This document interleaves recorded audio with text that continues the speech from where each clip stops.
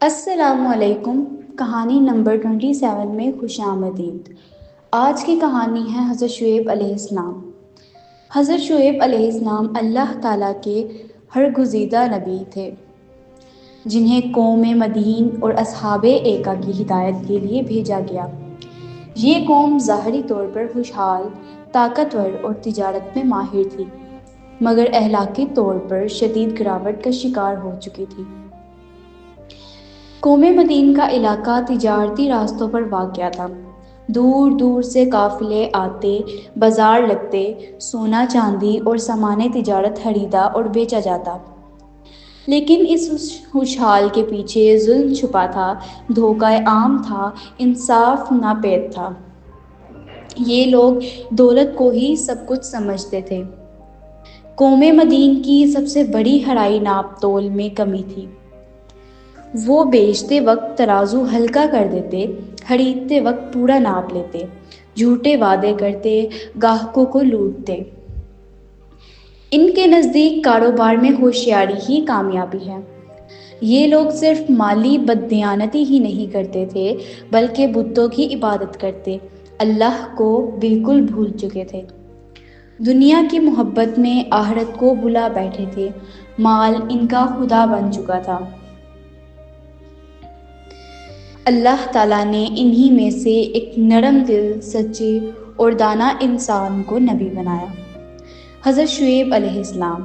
آپ علیہ السلام فصاحت و بلاغت میں مشہور تھے، اسی لیے آپ علیہ السلام کو خطیب الانبیاء بھی کہا جاتا ہے۔ حضرت شعیب علیہ السلام نے کھڑے ہو کر فرمایا، اے میری قوم، اللہ کی عبادت کرو، اس کے سوا کوئی معبود نہیں۔ ناپ اور تول کو پورا کرو، لوگوں کا حق نہ مارو اور زمین میں فساد نہ پھیلاؤ۔ آپ علیہ السلام نے انہیں یاد دلایا کہ رزق اللہ تعالیٰ دیتا ہے، دھوکہ وقتی فائدہ ہے، اصل کامیابی آخرت میں ہے۔ قوم مدین کے سردار غصے میں آ گئے۔ انہوں نے طنزیہ انداز میں کہا، اے شعیب، کیا تمہاری نماز تمہیں یہ سکھاتی ہے کہ ہم اپنا مال چھوڑ دیں اور اپنی مرضی سے کھانا پینا بند کر دیں؟ وہ دین کو کاروبار کے خلاف سمجھنے لگے۔ حضرت شعیب علیہ السلام نے نہایت نرمی سے جواب دیا، میں تمہیں روکنا نہیں چاہتا، میں صرف تمہاری اصلاح چاہتا ہوں۔ اگر اللہ مجھے رزق دے رہا ہے تو میں کیوں حرام کماؤں؟ آپ علیہ السلام نے خود عملی نمونہ پیش کیا۔ جب بات دلیل سے نہ بنی تو قوم نے دھمکیاں شروع کر دیں، اگر تم باز نہ آئے تو ہم تمہیں اور تمہارے ماننے والوں کو شہر سے نکال دیں گے۔ کچھ لوگ ایمان لائے مگر کمزور ہونے کی وجہ سے چھپ کر ایمان رکھتے تھے۔ حضرت شعیب علیہ السلام نے اللہ تعالیٰ سے دعا کی، اے میرے رب، میرے اور میری قوم کے درمیان حق کے ساتھ فیصلہ فرما۔ آپ علیہ السلام نے صالحہ سال صبر کیا مگر قوم کی سرکشی بڑھتی گئی۔ اللہ تعالیٰ نے پہلے قوم کو آزمائش میں ڈالا۔